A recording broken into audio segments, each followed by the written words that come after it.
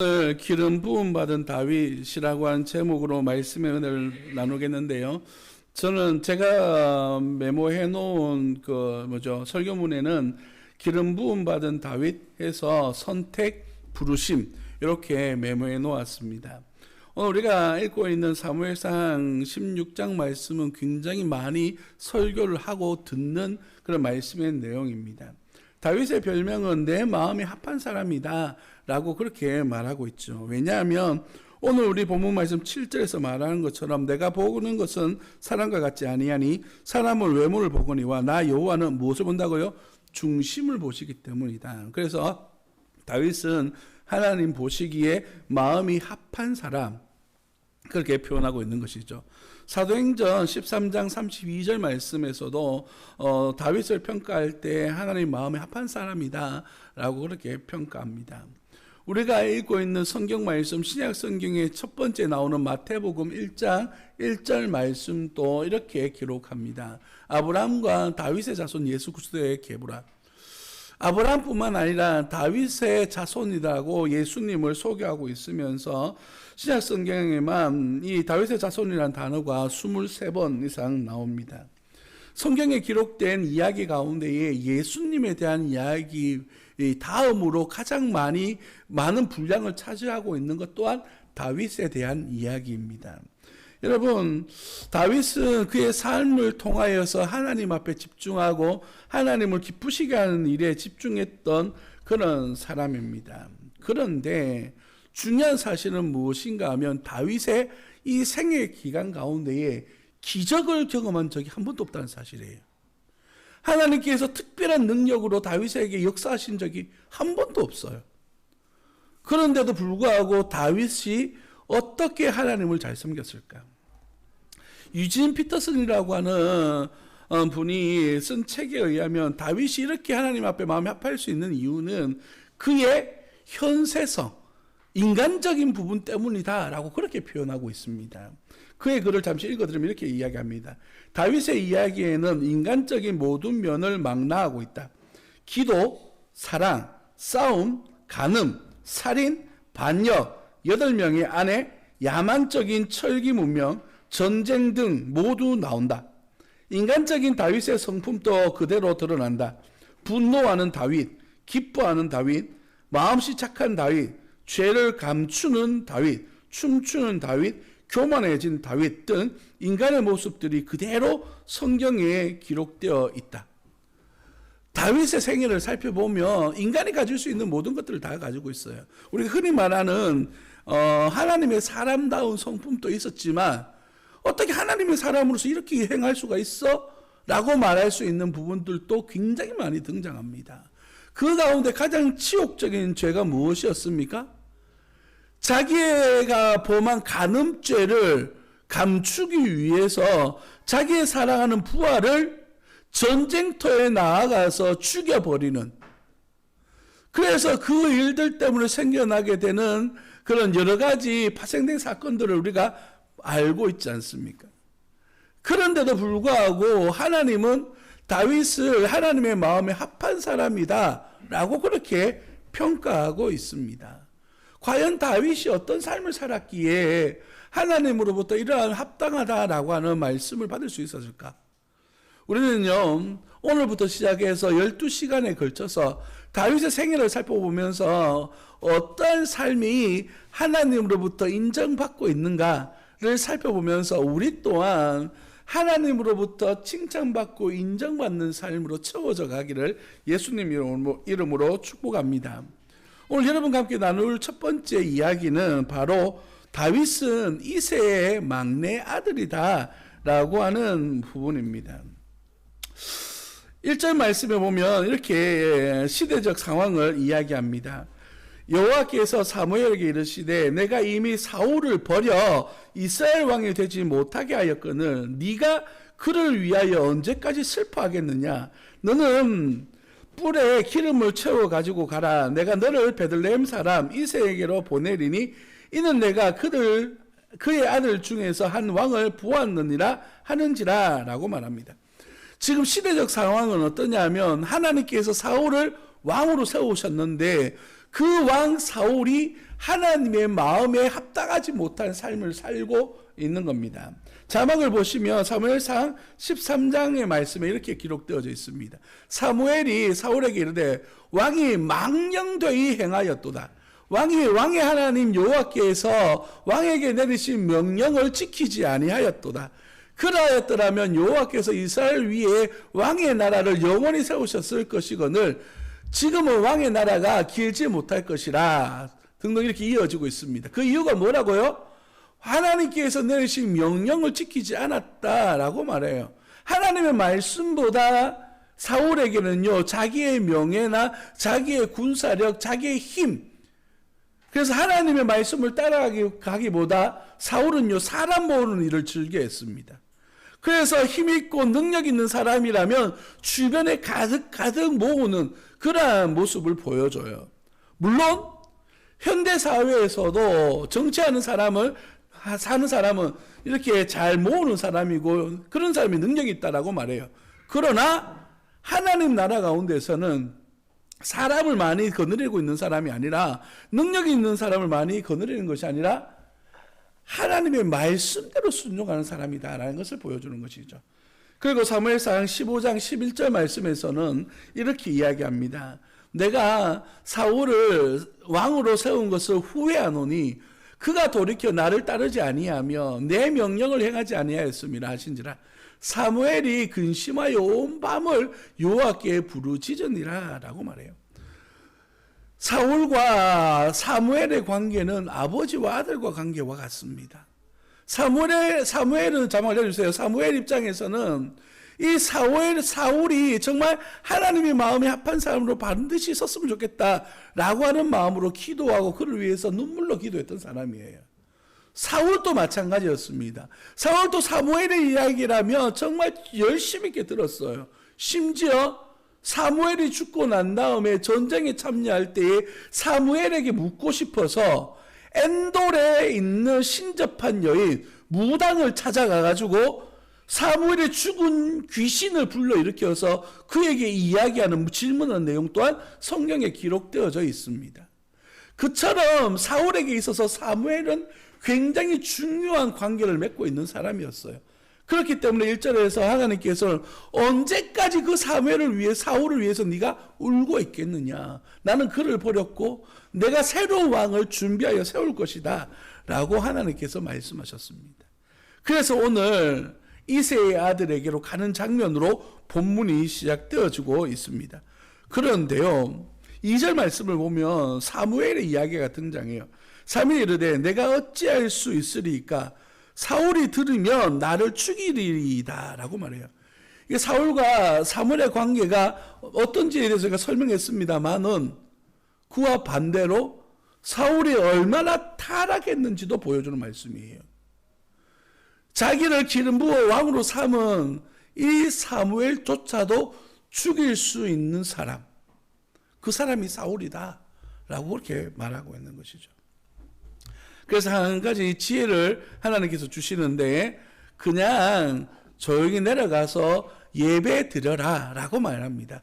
그 대신 예배의 자리에 이새와 그 아들들을 초청해서 예배 드려라 라고 그렇게 이야기하죠. 그래서 이제 제사를 드리러 예배 드리러 이새가 있는 베들레헴까지 내려왔습니다. 그리고 그 자리에서 예배를 드리면서 이새와 그 아들들을 초청해서 예배드리기 시작합니다. 본문 속에 이렇게 이야기합니다. 6절에 보시면 16장 6절 그들이 오매 사무엘이 엘리압을 보고 마음에 이르기를 여호와의 기름 부으실 자가 과연 주님 앞에 있도다 하였더니 라고 말해요.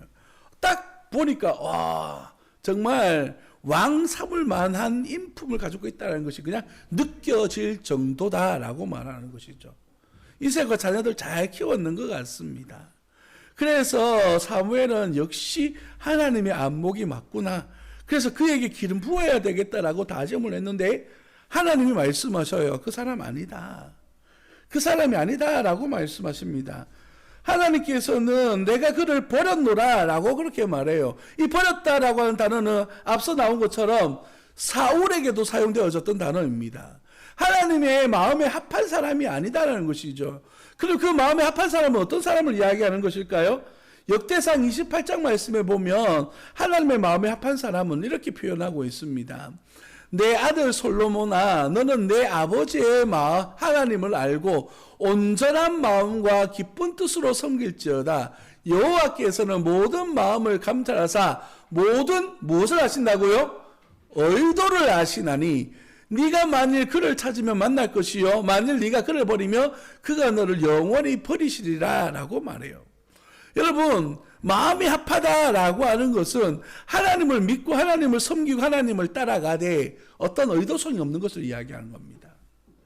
우리가 교회 다니고 예수님을 믿을 때 어떤 모습으로 교회 오시는가요? 교회 가면 잘 산다더라, 교회 가면 어떻다더라 라고 하는 어떤 목적의식을 가지고 교회 오고 있지는 않습니까? 우리 예수님을 믿는데 자꾸 뭔가 조건을 내거는 분들이 있어요. 우리가 믿는 우리 주님은요, 조건으로 만나는 분이 아니라 우리가 그분을 향한 믿음과 사랑의 고백을 올려드릴 때에 주께서 사랑함으로 우리에게 은혜를 베풀어 주시는 거예요. 어제 개인적으로 제가 일반대학교 다녔던 학생들의 모임이 있었습니다. 그래서 잠시 대구 갔다 오는 길에 이제 버스를 타려고 기다리면서 시간이 좀 남았길래 담비한테 문자를 보냈습니다. 담비야, 근데 너 마쳤을 건데 배 안 고프나? 먹고 싶은 거 없나? 이래 물어보니까 그냥 커피숍에 지도 버스를 기다리는데 시간이 좀 걸린답니다. 그래서 커피숍에 앉아서 커피를 마신가 차를 마신다고 했죠. 음료수 한 잔 마시고 싶은데 10,000원만 돌래요. 그래서 제가 얼마를 줬을 것 같습니까? 요즘은 다 송금할 수 있으니까 제가 30,000원을 보내줬습니다. 굳이 10,000원 돌라는데 30,000원 준 이유가 뭘까요? 그냥 이쁜 거예요. 무슨 이유가 있어서 그런 건 아니지 않습니까? 내 딸이고 그냥 그 하는 행동들이 재미있고 이쁜 거예요. 그래서 10,000원짜리 한 장, 두 장 더 주는 겁니다. 아깝지 않죠? 하나님의 마음도 별반 다르지 않다는 거예요.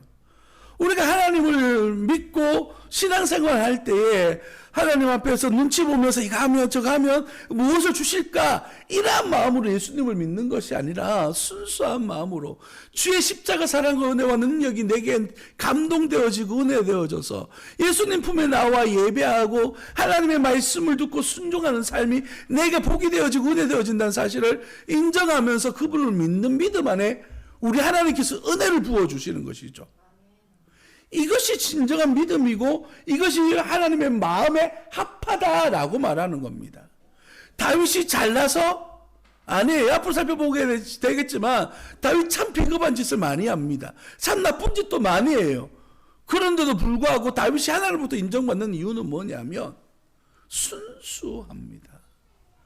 그런 과정 가운데에서도 하나님이 네가 잘못했잖아 라고 말할 때 왕의 권위를 가지고 죽여버리는 것이 아니라 내가 그 죄인이군요. 무릎 꿇고 하나님 앞에 회개하잖아요. 이러한 적극적인 반응과 섬김에 대하여 하나님이 인정하시고 이해하시고 받아주시는 것이에요. 사랑하는 성도 여러분, 오늘 본문 말씀 속에 사무엘이 다윗을 찾고 있습니다. 여러분 11절 말씀을 보시면 또 사무엘이 이새에게 이르되 내 아들들이 다 여기에 있느냐라고 질문합니다. 지금 7명의 아들이 지나갔는데 그 중에 하나님 마음에 합한 사람이 없어요. 그래서 사무엘이 물어봅니다. 다 왔느냐? 그랬더니만 이새가 이렇게 대답하죠. 이새가 이르되 아직 막내가 남았는데 라고 말해요. 여기서 중요한 좀 심각한 이야기를 좀 하겠습니다. 왜 이새가 자기 아들들을 위한 예배의 자리에 다윗을 데리고 가지 않았을까요?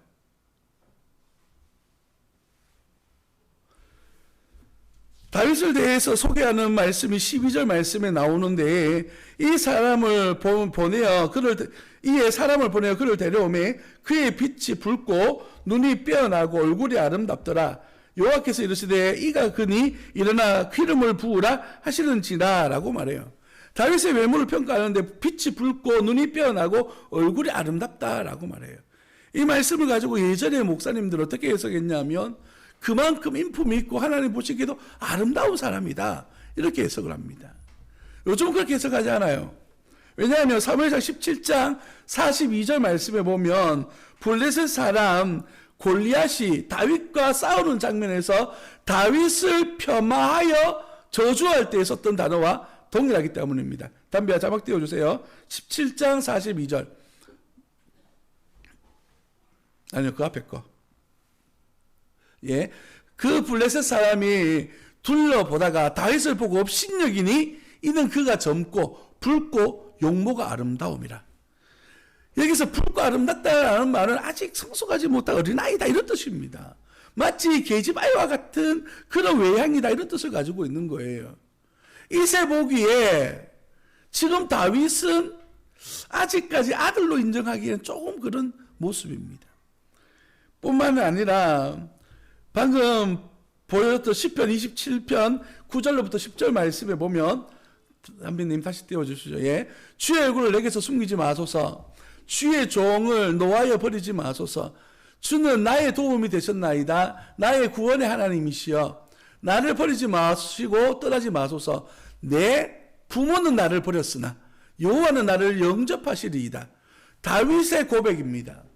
그래서 어떤 이들은요, 이게 정설은 아닙니다. 요즘 최근에 나오는 해석에 보면 다윗이 이새의 적장자, 그러니까 첫 번째 부인에게서 난 아들이 아니고 서자일 것이다 라고 보는 사람들이 굉장히 많아요. 그 이유 중에 하나가 방금 등장했던 이 본문 속에서 나오는 이 이야기입니다. 아들들을 불렀는데 이 이새는 부르지 않아요. 그리고 이새는 뭐 하고 있습니까? 양을 치고 있습니다. 양 치는 사람들은 누굽니까?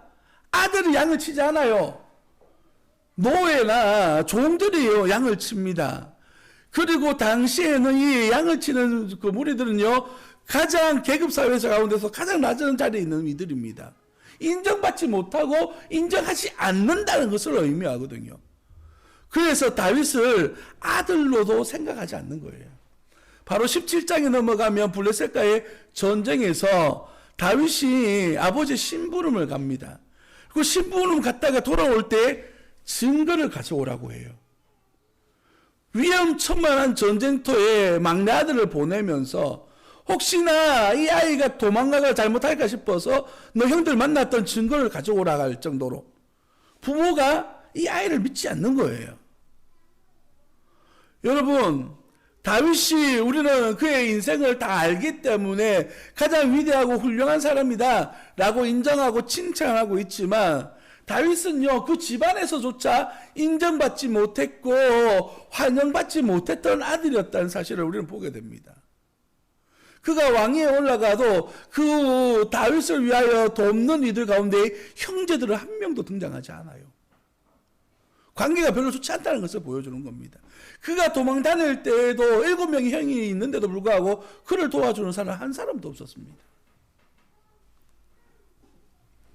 산성도 여러분, 다윗이 잘나서 하나님께서 부르시고 인정하시고 받으시는 것이 아니에요. 다윗이 하나님의 사람으로 인정받는 것은 바로 하나님께서 그를 인정하셨기 때문입니다. 이 굉장히 중요한 의미입니다. 그가 어떤 행동을 해서가 아닙니다. 여러분, 다윗은 지금 한 10대 정도 되는 눈에 띄지도 않는 삶을 살아가고 있는 아이예요. 그런데도 하나님께서 그의 장래를 바라보시고 그를 부르시고 계십니다. 그리고 그가 바로 왕이 됩니까? 지금부터 10여 년 동안 다윗은 왕으로 세워지기 위한 훈련을 받는데 도망 다녀요. 그리고 범죄자들과 함께 살면서 그가 영성을 키워가고 삶으로 하나님을 알아가기 시작해요. 훈련이 되어졌다는 것이죠. 여러분, 이거 자세히 보셔야 됩니다. 우리가 하나님으로부터 부름받아 하나님 나라에 쓰임받는 일꾼 되어지는 거요, 내가 잘나서가 아니에요. 하나님께서는 나를 부르심이 먼저고, 그리고 그분께서 나를 들어 사용하시기 위하여 다듬어 가고 계시는 겁니다. 지금이 우리가 그 과정 속에 있는 사람들입니다. 우리는 하나님의 사람으로 부름받았다라고 하는 것은 나의 어떠한 모습을 보고 부르신 것이 아니라 하나님께서 부르시고 난 다음에 하나님께서 합당한 모습으로 빚어 가시는 겁니다.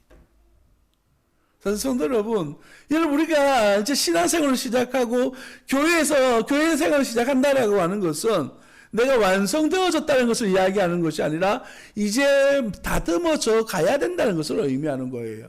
그렇기 때문에 우리는 하나님의 부르심 앞에 지금부터 변화된 삶을 소망하며 추구하며 살아가야만 하는 겁니다. 그래서 말씀 배우기를 힘써야 되고요. 그리고 내가 하는 말과 행동 속에서 하나님의 영광을 가리고 있지는 않은지 겸손한 마음으로 돌아보는 모습이 있어야 되는 것이죠. 지금은 완성되어지는 단계가 아니라 과정이라고 하는 사실을 인정해야 되는 거예요. 여러분, 우리가 어른 되어져서 우리 자녀들에게 말할 때 딱 이렇게 말하지 않습니까? 네 지금 공부하는 이유는 나를 위한 것이 아니라 네 잘 되라고 하는 거잖아. 우리 자녀들에게는 그렇게 말하면서 우리는 왜 그렇게 못할까요? 왜냐하면 우리는 다 됐다고 생각하거든요. 완성되어졌다고 생각하기 때문이에요. 아닙니다. 우리도 어린아이들과 같아요. 지금 공부하고 지금 준비해서 하나님 보시기에 인정받고 칭찬받을 수 있는 사람으로 성장해 나아가야 되는 겁니다. 그래서 오늘 하나님이 우리를 선택하시고 부르심은 이제 시작이다 라고 하는 사실을 인정하시고 오늘부터 하나님 앞에서 우리가 내 자신을 돌아보고 겸손한 마음으로 나를 성장시켜 나아가는 그런 하나님의 사람들이 되시기를 예수님 이름으로 축복합니다. 기도하겠습니다.